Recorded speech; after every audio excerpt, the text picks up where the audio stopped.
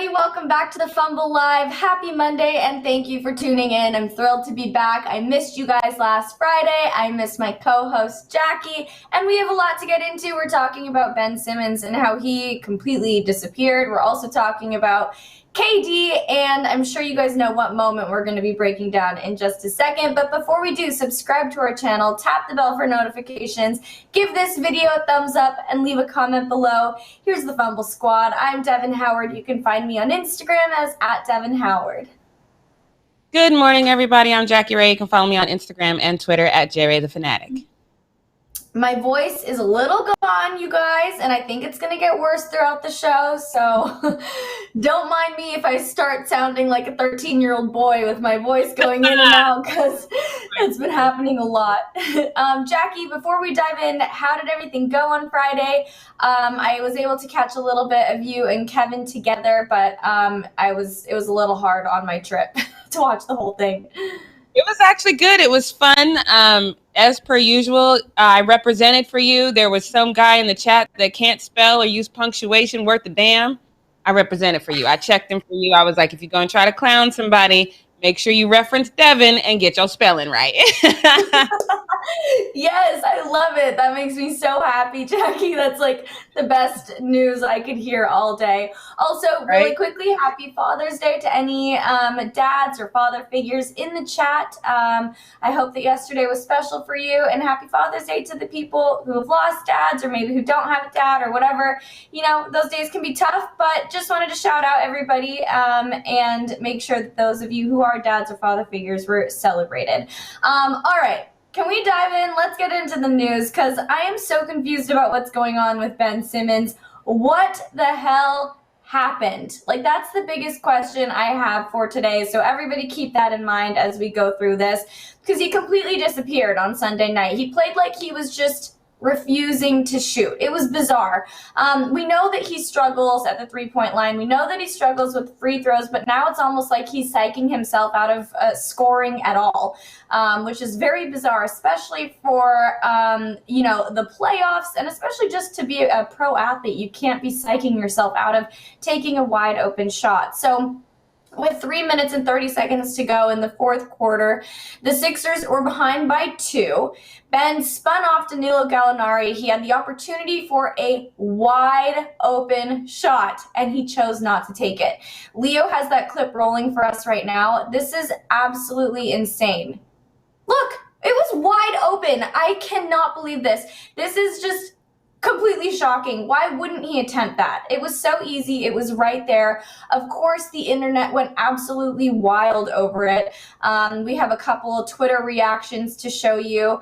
So Leo put this one up here. He says, this person writes, "Imagine passing the ball here." Seriously, imagine. It was wide open. He easily could have attempted that. Let's get to the next one, Leo.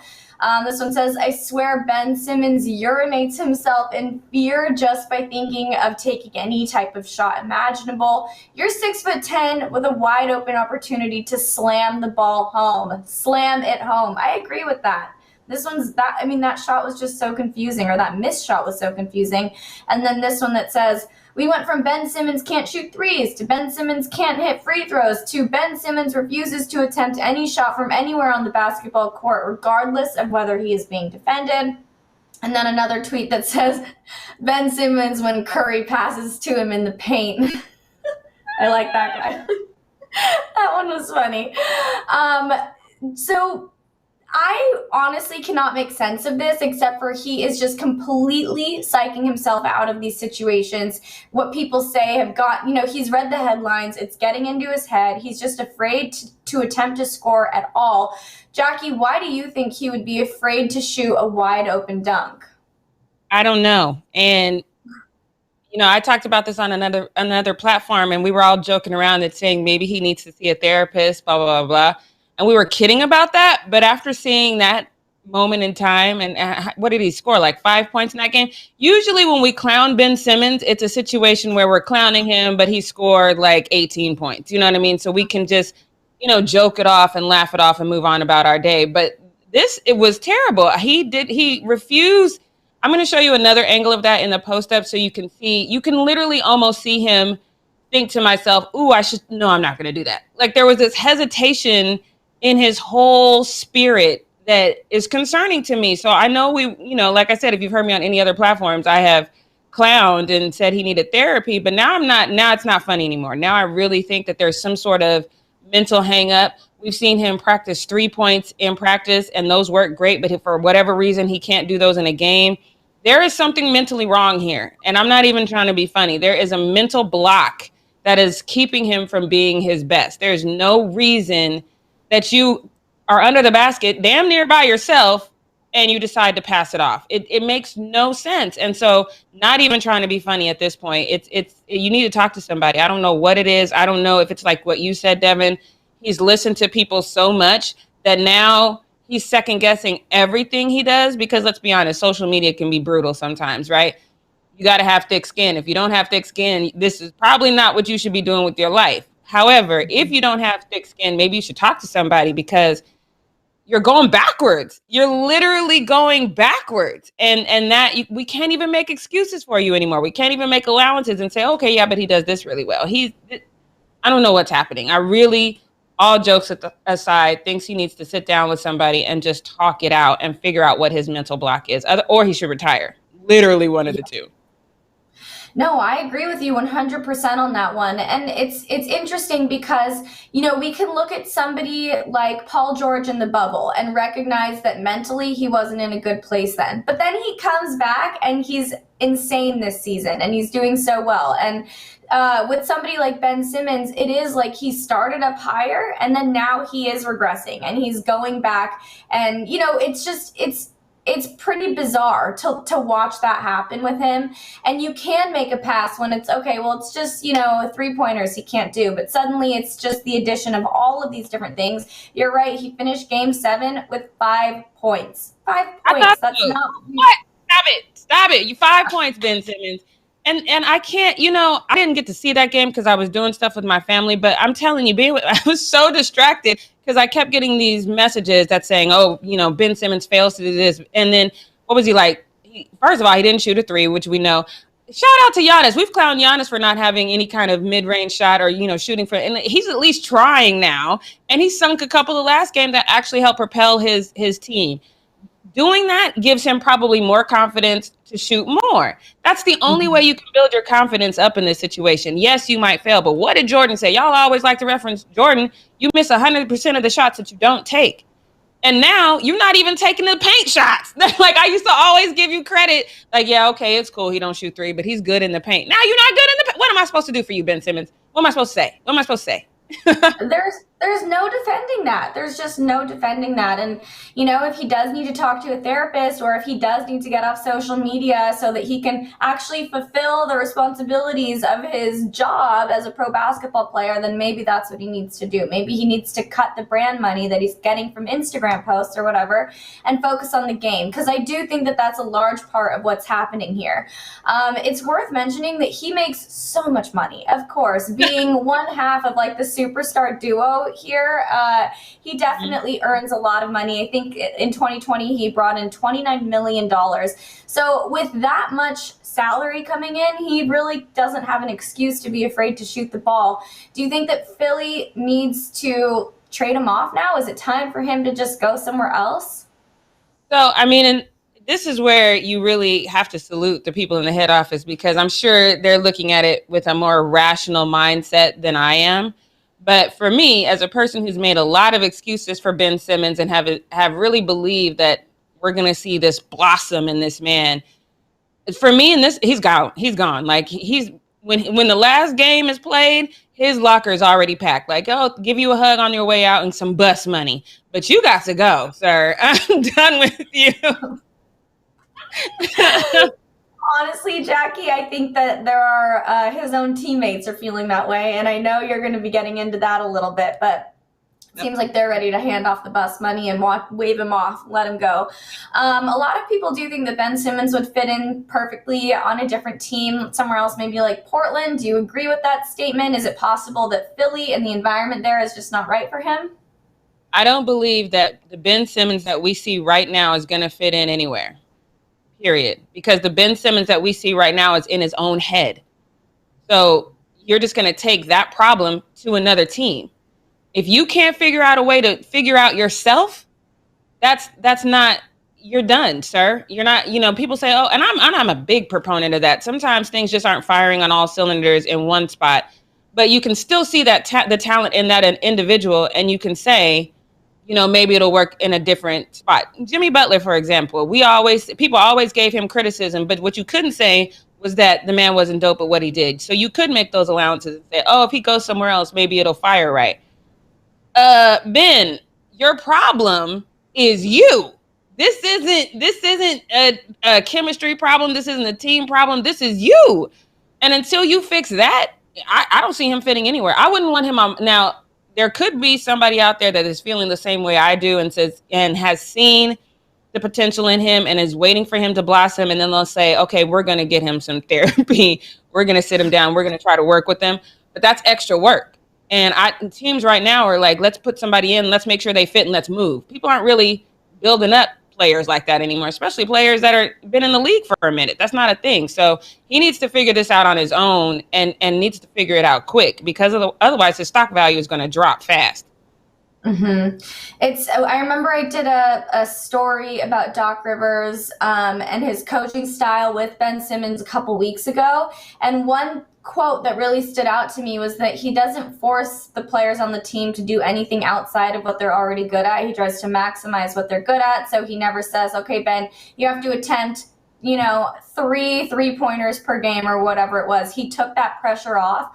But I almost wonder if Ben doesn't operate well with that kind of like, oh, we're going to lift you up with, you know, focus on what you do well and not require you to work on anything that you don't do well. You know, maybe he kind of does need to be under a little bit more pressure, because clearly there's something not working with this coaching style, with the previous coaching style that he had. And I do think that it's going to ultimately end up being his own, coming from it himself, and being something that he needs to work on within himself, but he also needs to be surrounded by the right environment. And I can't really say what that is. Somebody in the chat, Gary, I think it was, when we said like where could be a good fit for him, he said Shanghai. So damn, his NBA career is over here apparently. It's a little rough. It's rough for him right now. We need to see a big change, or else maybe Shanghai is where he'll end up in like 2023 or 24. Let's move on to Kevin Durant, okay? Because that was also another big moment. He did everything that he could in Game 7. Yeah, seriously. He, again, was once again on fire, but unfortunately the Nets lost to the Bucks on Saturday night. But he did hit this, like, outrageous, remarkable clutch fadeaway with seconds ticking down that ended up to tie up the game and send it into overtime. And in that moment, his toes were on the line when he did make that shot, but NBA fans are just wondering how close he was to being behind the line and then turning that game-tying shot into what would be maybe the game winner. His toes are for sure on the line there, you know. People were tweeting things and writing like he was one shoe size away from a game winner. And then he actually reacted to this moment after the game. Leo, can we roll that clip for right now? Kevin, that final play of regulation, can you describe making that shot? Did you think it was a three-pointer when it left? And is that really ultimately, even in defeat, the most memorable shot of your career? Not at all. Not even close to the most memorable shot. I thought it was a Tracy, but my big ass foot was a step on the line. I was just seeing a little screenshot how close I was to ending their season off that shot, but it wasn't in God's plan. Hey, we move on. So it was a solid shot, but I hit way bigger shots than that. His big ass feet. I love that. Also, I think there's a major delay right now. So if I am talking behind the video clips that we're showing, that's why there's a big delay happening for some reason. But anyway, so clearly he's not applauding himself for that moment. You know, he's upset about his big ass feet, although there is a story or a rumor out there that he already wears shoes that are one size bigger than his actual foot size, which seems like it would be really uncomfortable to me, but I read that somewhere. I'm not sure if that's accurate or not, but if they were any bigger, he'd probably have shoes flopping around everywhere. So, I mean, I guess it just wasn't meant to be here. But, Jackie, how painful was this for you to see happen? I mean, and I was pulling for the Nets, obviously, because of a bet. But I have to say, I earned a lot of respect. I've never been a huge KD fan, just ever. But I posted this on my Instagram. He did everything possible. Like, there was no stone left unturned. Yes, his toe was on the line, but I mean, technically he was right there. I mean, you can't take that moment to look down and be like, oh, let me scoot back a little bit. Like, you can't do that, you know? So I give him a lot of credit, but you know what? I'm going to take some of it back just a little bit, because I've been a big proponent of y'all got to give KD his flowers. He did his damn thing. Give him a moral victory. Kevin Pryor in the chat is 100% right. So I'm taking back the moral victory. Kevin says, can't give KD a moral victory. If that was LeBron, people would still be coming for him. You want to be the best player in the world, you find a way. I don't necessarily agree with that, because if it was LeBron for me, I would be like, damn, that sucks. He's so close, the same way I am for KD. But since the rest of y'all ain't like that, and since the rest of y'all would be coming for KD or for LeBron, then we should just come for KD. Nope, he should have got it done. I don't mean that in my heart, but I mean it for the LeBron haters. Y'all, he should have got it done. You're right, Jackie. People would come for LeBron if that were him in this moment. But yes, I do want to give KD his credit, because especially in the postseason, he was phenomenal. And I'm super impressed with everything he was able to accomplish, especially given the circumstances and not having Kyrie and an injured James Harden. I mean, he really was able to carry the team. He bared the brunt of that team on his back for a while. So good for him. It's unfortunate that there was this meme floating around when Kyrie got hurt and we didn't know if James was going to be back. And it was a meme of some guy, I forget the movie, but he was looking and he goes, first time. And it says LeBron telling KD how it feels to carry a team on your back. First time. That's mad hard, y'all. And the truth of the matter is KD didn't get it done. I'm super proud of him, because he did everything he could. One step up from one other person, and this is a different situation, but that didn't happen. And so you're gonna have to put it on the shoulders of KD. So I don't think, though, I know we talked about this a lot, and I don't know if this is a question that you have coming up, so I apologize if I'm stomping on it, but I don't think that this is because I was the big person who said, okay, if the Nets don't make it to the finals, then you have to call this super team Thanos thing a fluke. I don't agree with that now, and it's because of the injuries. If everybody was 100% healthy and then they lose, yes, it's a fluke. You have to call that a wash. James Harden wasn't 100% healthy. There was times where you could kind of see that wasn't, it was kind of tight. So, Kyrie, we know that he's out, but it's not a fluke right now. They still have to give it another run, and I do think next season, the problem with next season, though, is now we've kind of seen who the Nets are, what they're doing, and now teams can adapt accordingly. So they're not going to be the threat next season that they were this season, but you still have to run it back with the same squad. You can't base the fact that you didn't get to the finals on what moves you make. You have to run it back with the same squad. Sorry, my voice is dying. I'm like, this is bad. Okay, Jackie, so now the Bucks are in and they face the Hawks. Do you have any sort of predictions? What do you expect to happen? I didn't expect this to happen. The Bucks, not in a million years. So I'm still, this one's so hard because I love me some Ice Tray. So I'm just going to, but you know what? Giannis is doing this whole super spy thing, where he seems like, oh, I don't know. I'm kind of sad. And then all of a sudden, wow. Like, he's doing this super spy thing that I don't really know what the hell that's about. I don't know. I'm just going to tell the truth. I don't know. I'm going Hawks for now. But we have been surprised. This whole postseason has been one giant surprise. And actually, that leads me to talk about the Western Conference Finals here.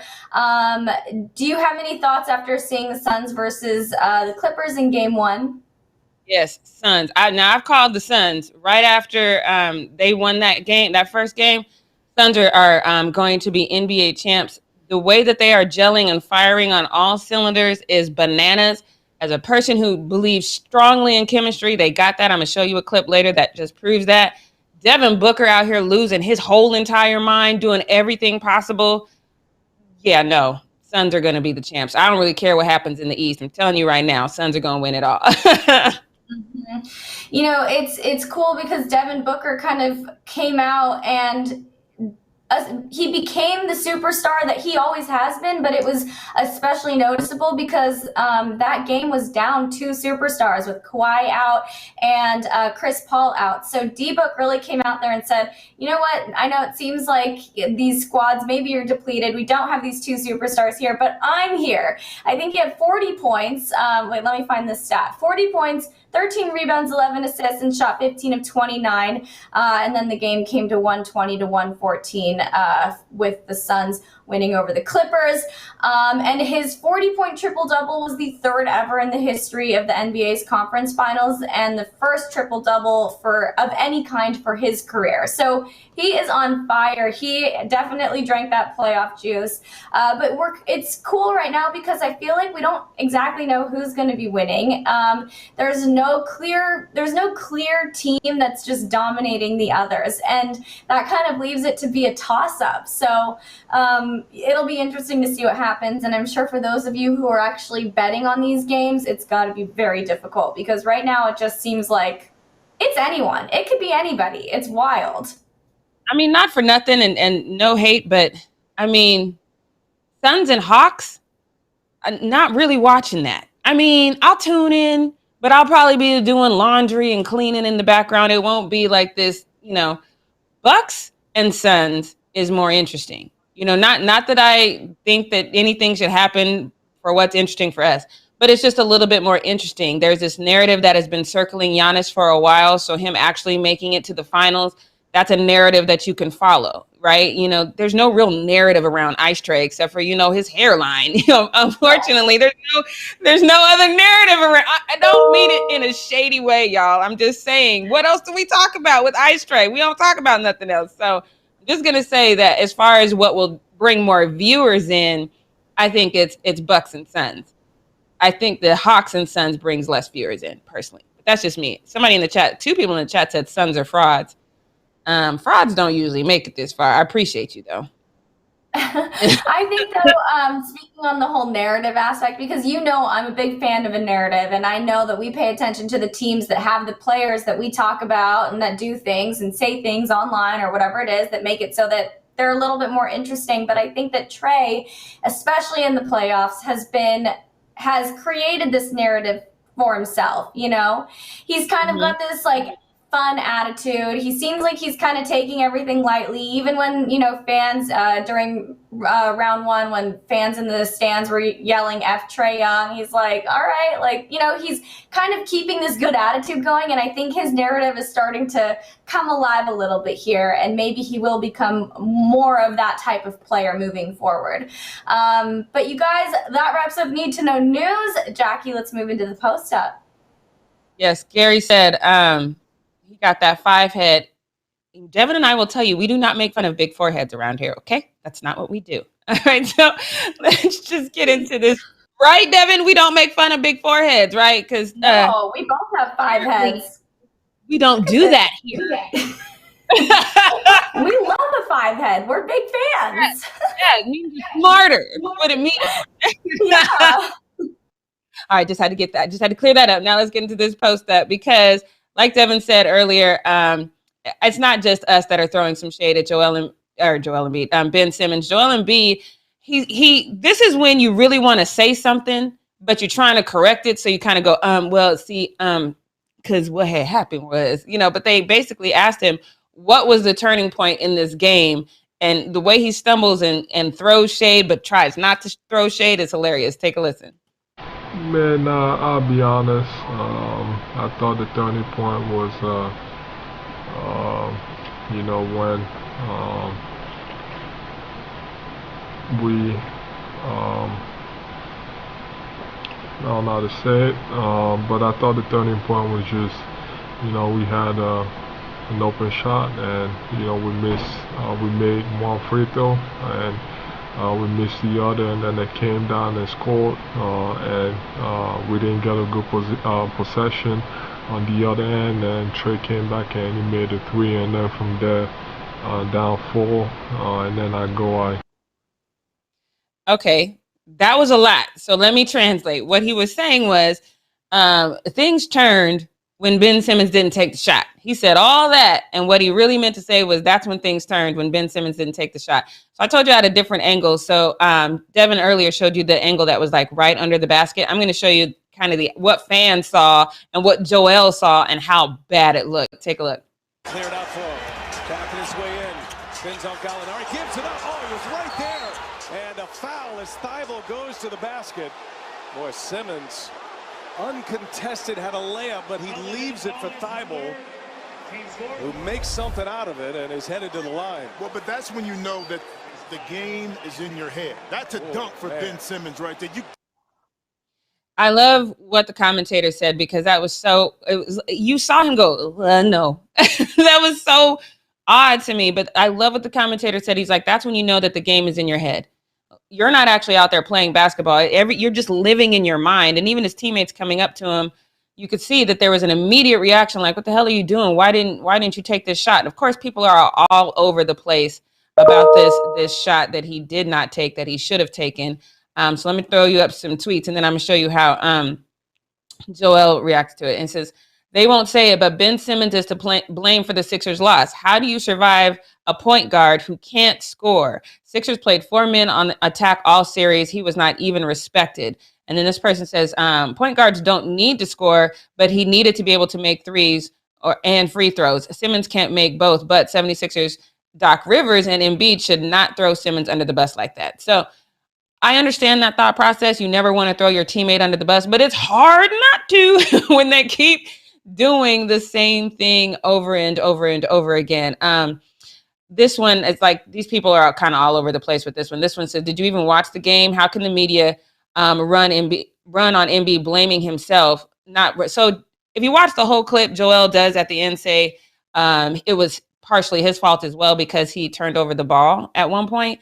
But that's not that's not the biggest problem that we saw. What we saw was Ben Simmons not take this shot and only score 5 points. So this Ryan says, I was talking about how they cut off part of his quote where he harps on his own turnover. It doesn't matter that he had that turnover. What matters is that Ben Simmons didn't show up. So let me show you Joel's reaction to this, because it says it all. You know, a video is worth 1,000,000 words. Take a look. His whole reaction is just like, man, take the shot. Why didn't you take the damn shot?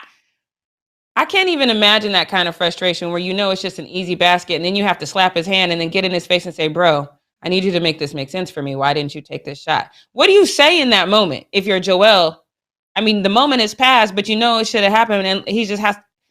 What do you think he said to him, Devin? I really think he said, like, what is going on with you? Why is it you did not take that shot? Explain this to me. Obviously, you can't explain it in this moment, but Joel was clearly frustrated.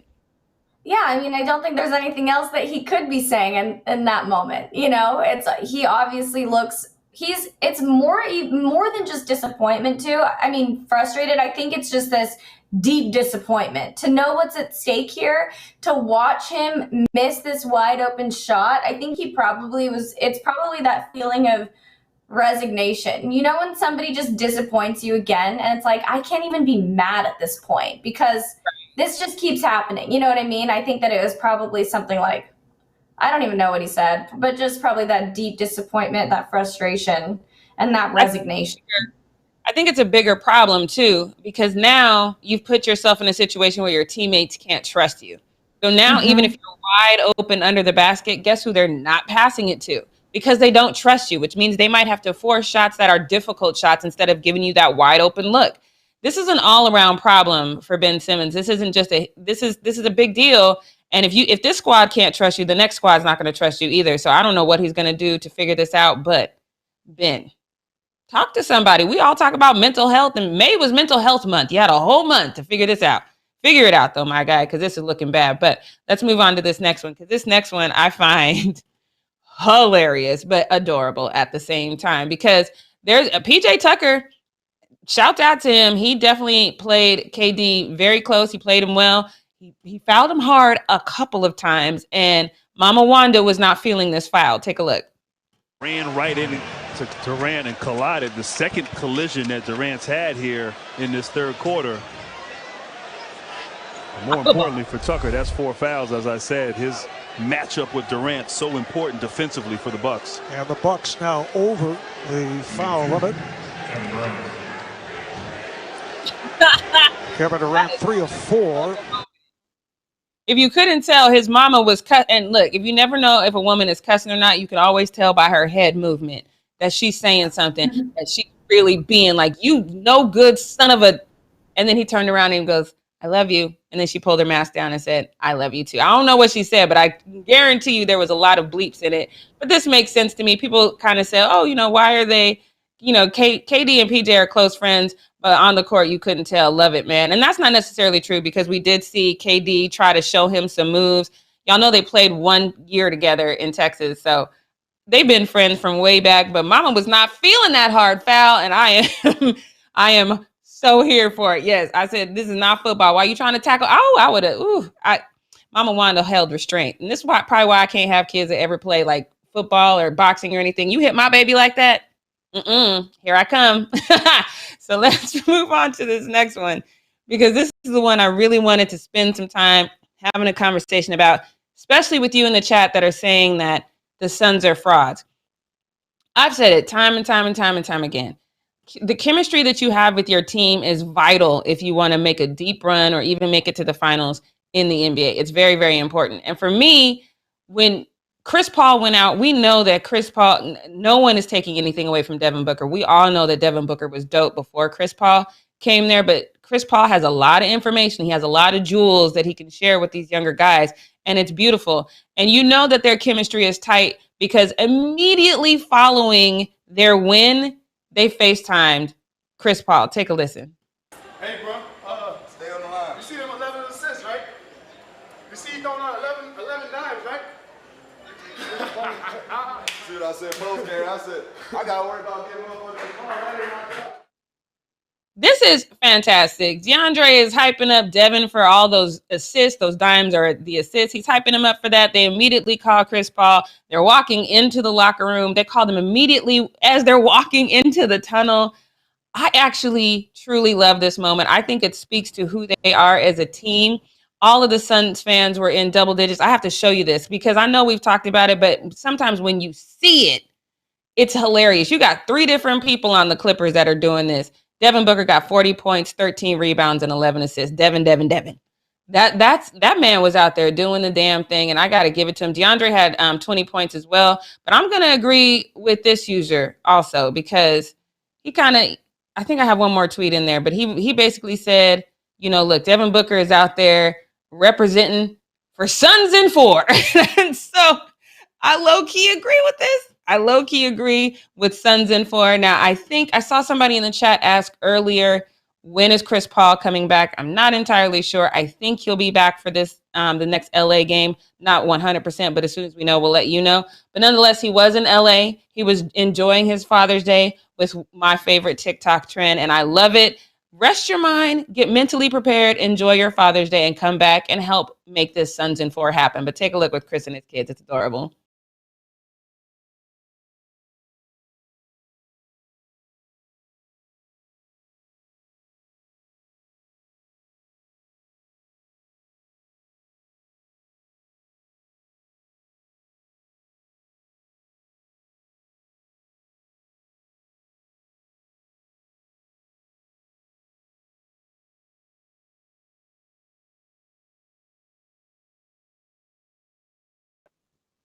That man looked 100% healthy to me.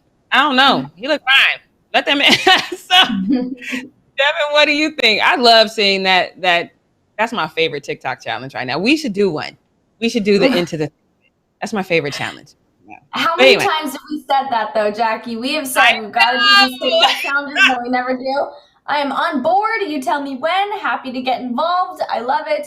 But I am happy to see Chris Paul enjoying his time with his kids. But I'm not happy about this. Like, I feel bad for him that he's not there and he's not with his team. It's so disappointing, and I'm excited for him to get back out there. But I just think that, you know, the fact that D-Book and DeAndre were, you know, what was it, FaceTiming him right after the game just shows like how much it would mean for him to actually be there. I mean, like, kind of breaks my heart. I agree with that, but I don't feel bad for Chris because Chris is little Mr. Snitch-a-lot, you know, because on every single rule, if you got your jersey out, he's like, oh no, he's out of uniform. He's snitching. You know the rules, sir. So you knew the protocols and you did whatever you wanted to do, and now you got so I mean, I don't feel bad for him. It sucks that he's not out there, but I don't feel bad. What if it was like somebody that he didn't, what if it's not like he went out to a restaurant though, or do we know how he got it? Because what if it was just like a fan coughed too close to him in the stands or something like that? Like, we don't know.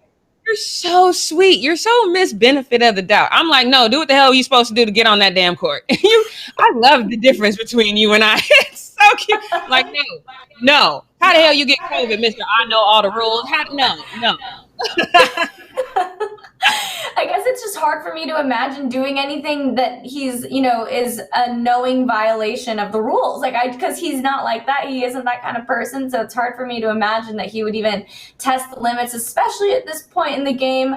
So I do feel bad, but, you know, that's what makes this show fun. We are very different, Jackie. I think it was, if I remember correctly, and you guys can correct me if I'm wrong, but if I remember correctly, it was a family event. Zen Master said probably them kids. I'm not even going to rule that out because, you know, I think kids here in LA just started going back to school. And, you know, kids carry germs just in general.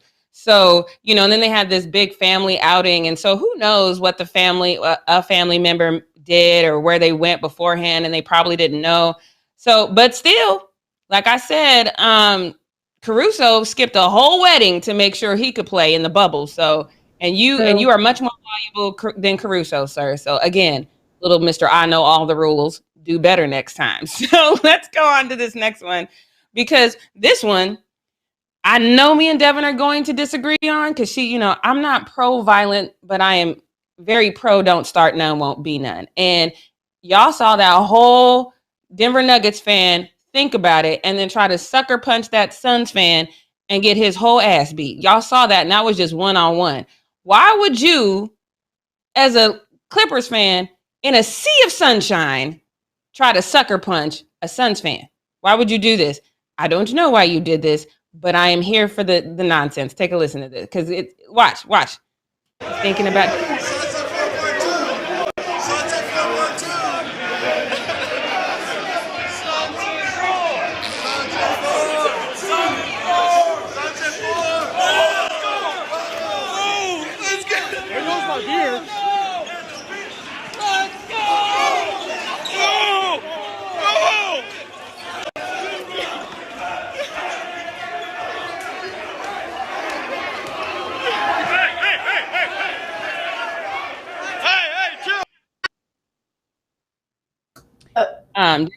Dennis Davis said it was 1-on-2. Okay, well, both of them got beat up. Either way, why would you do this? Why would you, in this sea of sunshine, decide you wanted to look? You deserved every piece of those hands you got, every single piece. I know Devin's going to disagree, but let me.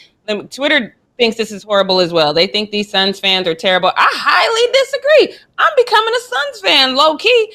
Says, wow, like 20 dudes jumped 2 guys. Stay classy, Suns fans. Don't start none, won't be none. Bring that energy to LA Clips. I think Suns fans are smarter than that. I think they wouldn't go to a sea of Clippers fans and be stupid. I think that's a Clippers thing. But this last one says Suns fans trying to win the trashiest fan base award. Honestly, they're leading for sure. No, we not. We trying to lead though. Yes, don't bring that over here because we will get these hands awards. That's what they try to do. The more Twitter kind of goes along with what I'm thinking. Says the guy swung first and it was a sucker punch on top of it. Can't go in another team's arena for a playoff game and expect not to get chirped. You got to wear it like a badge of honor. You can't handle it. Stay at home. This one says, how the first punch been thrown by other teams? Not our fault. We handling everyone on and off the court. I'm a fan of this Patrick, whatever the heck his last name is. I agree with that. Don't come over here with that because you're going to leave with a limp. So I'm for this. Devin, I know you're not. So tell me what you think about this fight. First of all, I think it escalated very quickly. The Suns fans that at least I was paying attention to most in that video started off smiling, and it seemed like it was kind of just this friendly banter back and forth. And then all of a sudden they're brawling. So it seemed like it escalated very, very quickly. My theory here is that they're all trying to copy that Suns in 4 guy and get free gear, free seats, free whatever. They want that same kind of attention. So the fights are breaking out because they're expecting that same kind of treatment.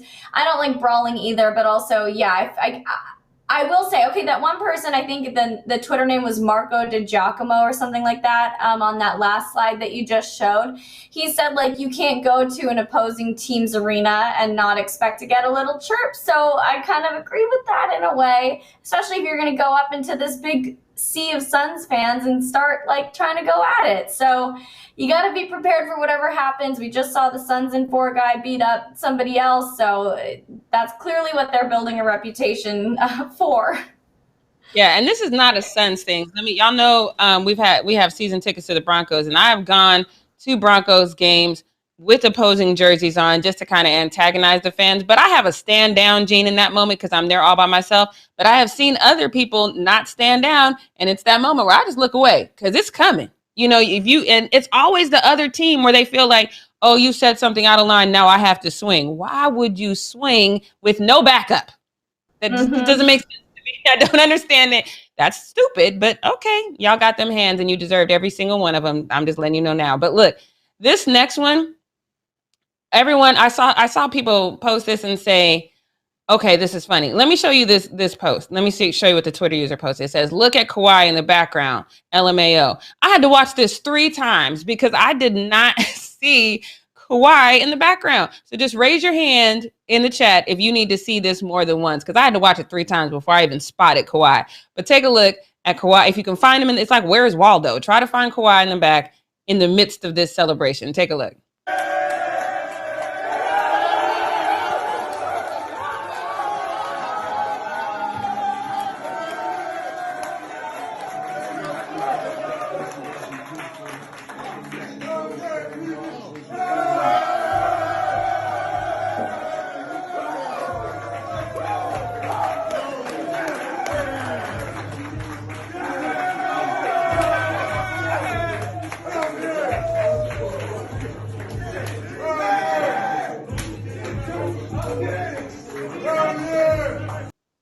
Did y'all see him? Okay, Jeremiah. I was like, I don't see him. Okay, so look, I don't see, I had to watch it 3 times before I saw him. Okay, so now look behind the trash can, you'll see a guy in a purple shirt. Yes, my Glock got it. And he's just sitting there. I think he claps like once and then he just goes back to doing whatever he's doing on his phone. I had to watch this 3 times because I was like, I don't even think Kawhi is there. And then I was like, oh, there he is. So Kawhi does not care about this moment in time at all. And of course, here comes Twitter with the reasons why. They all had a reason why. This person says, bruh, he's so weird. I love him. I agree with this person on the bottom. Says he barely can walk. He had an ACL just 4 days ago and he still was there for his team. What's weird about that? I agree with that. Like, take it easy, Kawhi. I'm glad you shouldn't be jumping up and down. So I agree with that. But this next tweet kind of went a little deep because I had to think about this because this is Father's Day weekend. Even though this wasn't Father's Day, that was the beginning of Father's Day weekend. And this says, nah, man, his dad died. Dude is probably emotionally stunted and doesn't show himself much. And that, like I said, if you guys follow me on social media, Father's Day is rough for those of us who have lost our fathers. I'm sure it's the same way for Mother's Day for those of you who have lost your mothers. But for Kawhi, I feel like it might be worse because he lost his dad when he was 16 and that murder still hasn't been solved. That could really play into a lot of why Kawhi is the way he is. He just kind of went inward.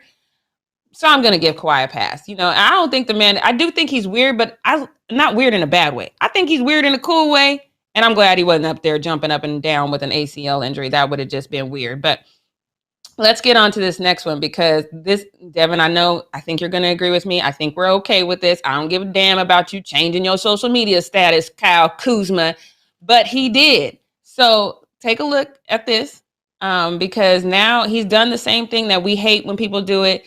He's removed the Lakers. The fact that he got 5.1 million followers to me is just still amazing. Nonetheless, He has removed the Lakers from his profile. Now it just says NBA champion. It doesn't say anything about the Lakers. All it says is he lives in Los Angeles. It used to say Lakers someday, but the Lakers were on there, right? So now he's removed that. So now Twitter's kind of all over the place. I know where I'm at it with it, but this person says, why would anyone want to play for the Lakers if Laker fans are just going to trash every player? First of all, no, we don't. He says, you mean hold players to a standard? You mean expect a guy to actually look like he can play basketball? You must be a fan of a losing franchise. I agree with that. Kyle Kuzma needs to do better. And then this guy says, why would they unfollow the team that gave them a ring and an opportunity of millions of dollars? Do they not support the team or the players? Is there no loyalty at all? This girl says they paid him millions of dollars to do a job and he did it. People don't owe companies anything. I agree with that last part. People don't owe companies anything, but are we really in agreement that he did his job though? I don't know about that one. This one, I agree with too. He says, I have been complaining about Kuz for a while. He's just not progressing as he should. The bright lights and the pressures are not for everybody. Perhaps his potential can best be fulfilled in a program that has less expectations for immediate success. I mean, and I agree with that too. And this next one, I think, kind of follows that similar mindset. He says, Kuzma has had 4 years of chances. He's terrible. Too much Kardashian, not enough basketball. Yeah, blame it on all the injuries. Had nothing to do with Kuz going 9 for 43 in this series. There's a lot to process there, Devin. I personally would not be upset. I would not feel bad if Kyle Kuzma took his talents elsewhere. Would not be mad at that. I mean, considering Kuz has been so inconsistent throughout his entire time with the Lakers, he's been on the trading block literally every single year. I just feel like, why would anybody be upset to see him go? It's not like he's a consistent contributor to the team. It's not like he really does anything that can't be fulfilled by somebody else, and hopefully on a more regular basis. So I'm not upset. Like this headline, when I saw it, like Kuz removes Lakers from his bio, I was like, okay, and like bye. Yeah. Yes, money. Okay, later. We will give you less money, sir. You're not that guy for us. We're not gonna. No one went. Oh, no one in Laker Nation did that. I promise you. Except for the girls who maybe have a crush on him or whatever. The Lakers fans who are Lakers fans because they like him and his weird clothes. So we don't care. Yeah, nobody who actually watches basketball cares where Kyle Kuzma goes. There's some teams that were probably thinking, oh, damn, I hope he don't come over here. But other than that, nobody was tripping on this moment in time. I promise you. All right. Let's get to this next one because, this, we love a good conspiracy theory. Now, we have decided that nothing means nothing until real estate is involved. So this is just the beginning of a rumor, but it's a good rumor because let me show you this tweet. So just so you guys know, Nina Westbrook, that's Russell Westbrook's wife. Now, she went and she followed Anthony Davis and LeBron James. Anthony Davis, 23, you see him right there in the middle. He followed her right back. And then at the very bottom, you see King James. LeBron James followed her right back. So, of course, Twitter is all like, oh, this means something. This means something. I don't know if it does, but I'm not mad at it. It says Lakers don't want Westbrook. First of all, the disrespect is ridiculous, but I'm with this fan. Yes, the F we do. Why wouldn't we want a player who can create his own shot and space the floor for AD and Bron? And imagine we get Melo, a true big and shooters, instant championship. I'm not mad. I doubt we'll get Melo, but I'm definitely a fan of this possibility of Russell Westbrook. I love this, Devin. Would you? Now that would be great. Like they could pass like thieves in the night. Kyle Kuzma, Russell Westbrook.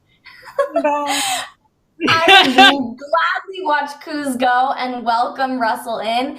But I don't necessarily know that that's what's happening here. I can't say that I feel like this is a strong indicator because what I imagine happened was that they were probably all together, maybe AD, LeBron, Russell, Nina, they were probably all in the same place. Maybe they were chit-chatting. Maybe Nina was like, oh, check out this thing that I posted on Instagram. And LeBron and AD are like, oh, I'm not following you. And that's why it happened at the same time.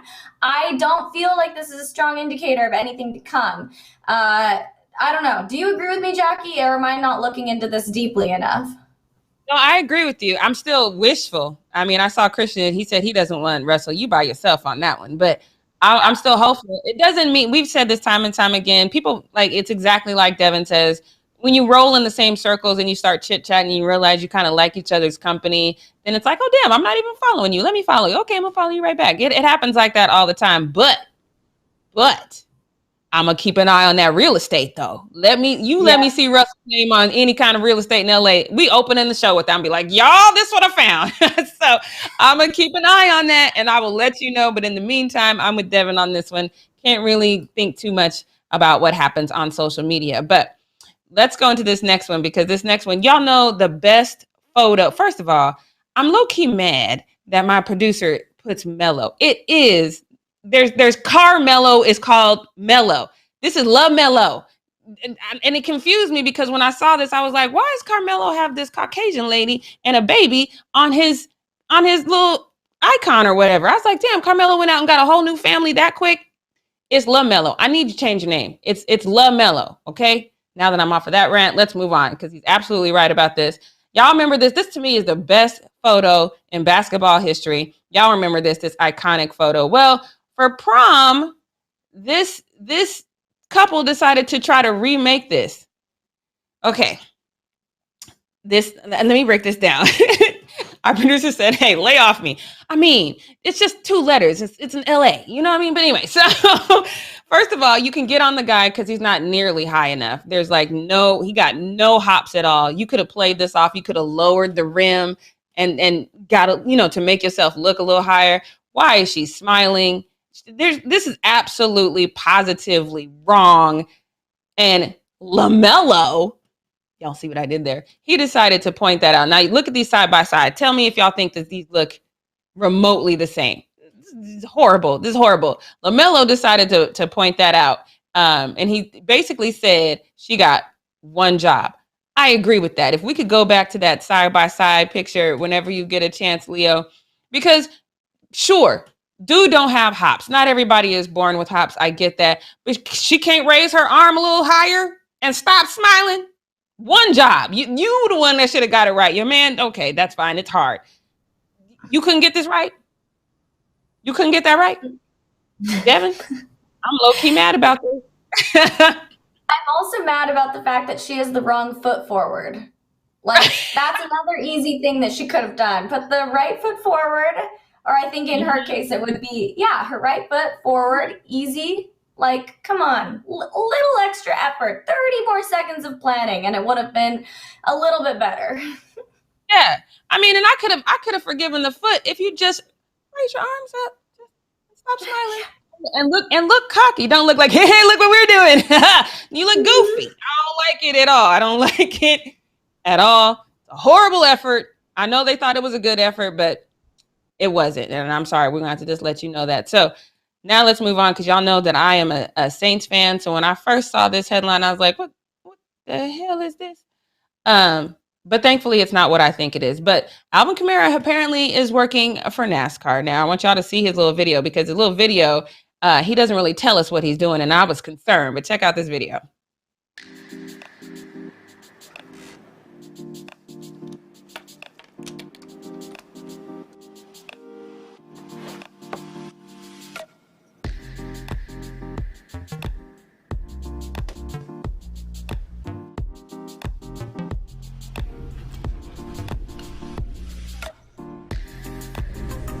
I'm Alvin Kamara for NASCAR. Let's get to work. I see you in the chat, Dennis. You right. Who dat? He posted a tweet about it, though, and he's working as an advisor, which I love. He says, hey, Sean Payton kind of got a new job. We got to figure something out. He is going to be working as an advisor. He's working. So him and Clutch Sports are the engagement, or what are they? They're the new immersive educational experience that is supposed to help diversify the people who actually like the sport and who want to be a part of the sport. Basically, they trying to change the racism that's in the organization and try to engage other people who, they're trying to make it less racist is what they're trying to do. So shouts out to Alvin for this, good job. I appreciate you trying to, change the racist history of that organization. So let's move on to this next one, because this guy had everybody fooled. We all got a doppelganger. I know this is facts, but Andy Reid's doppelganger is too close to it. He even fooled these commentators. Take a listen. I like it. He's human. Maybe the coach coach could dial up some deep patterns, and maybe Salvi can go deep. I'm going to be 100. I thought that was Andy Reid too. I was like, I don't understand. This is Andy Reid. He by himself. He's looking around like Andy Reid. He's chewing the gum like that's Andy Reid. Bleacher Report had to let us know straight up, like he corrected us, because I would have run around here and be like, oh God, look, it's Andy Reid. And Bleacher Report is like, no, that is not Andy Reid. They posted a tweet about it, but even the commentators was fooled about it. And they're like, nah, that's not Andy Reid. So just so you know. Okay. Our producer says Andy Reid got box sweep money. He does. But maybe since his son out here pleading not guilty for trying to almost murder somebody, maybe he wants to seem like he's with the people to try to help save the image of his son. I don't know. I'm glad y'all knew that wasn't him, because I was like, oh, look at Andy Reid hanging out with the common folk. I was wrong. Y'all are right. All right. Let's move on to this next one, which we're going to get into is the what we not going to do. Now, I'm going to need y'all to go ahead and just Google this. Josh Smith, you guys know he spent most of his time when he was in the league with Atlanta, and then he retired with the Pelicans in 2018. He drug Doc Rivers to hell and back, basically. If y'all want to see it, I need y'all to go Google it and listen to it for yourself. I wasn't going to post it here because a man used too many N-words, and y'all know I'm not about that life. But I will recap what he said for you. Because he basically said that Doc Rivers talked crap about Paul George, and he said that Ty Lue was going to have the same results with Paul George as he did, which we obviously know that's not true. He said the Clippers, he criticized all of his players, and what he didn't do was adjust at the end of the game. He never makes adjustments at the end of the game. We can also say that's true. He says that he always does players wrong by trash talking them, and this is his karma for never making it out of the second round. He said, if you don't look yourself in the mirror and tell your truth about how you trash your players, if you don't come clean about that, you will never make it out of the second round. And then this was the kicker. He said, I understand why your wife almost left you, because you don't know how to make in-game adjustments. For those of y'all who are old enough, I want y'all to let that one sink in, because I was with you until the end. You didn't have to really challenge my man's manhood at the end. That was inappropriate. I did not like that, but he said that players don't really like him. I don't know that side of Doc Rivers.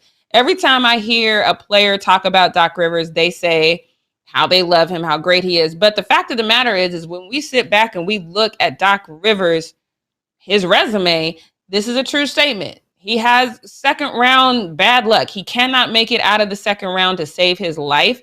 So just like we said, Ben Simmons needs to figure something out. Doc Rivers clearly needs to figure something out. Now, we criticized him too horribly in the bubble because he did exactly that. He did exactly what Josh Smith said, and he didn't make in-game adjustments. He went into the locker room at halftime. He came out and did the exact same thing, even if there was a problem. That is a problem as a head coach. If you're not making any adjustments, if you're not coaching these guys up, that is a problem.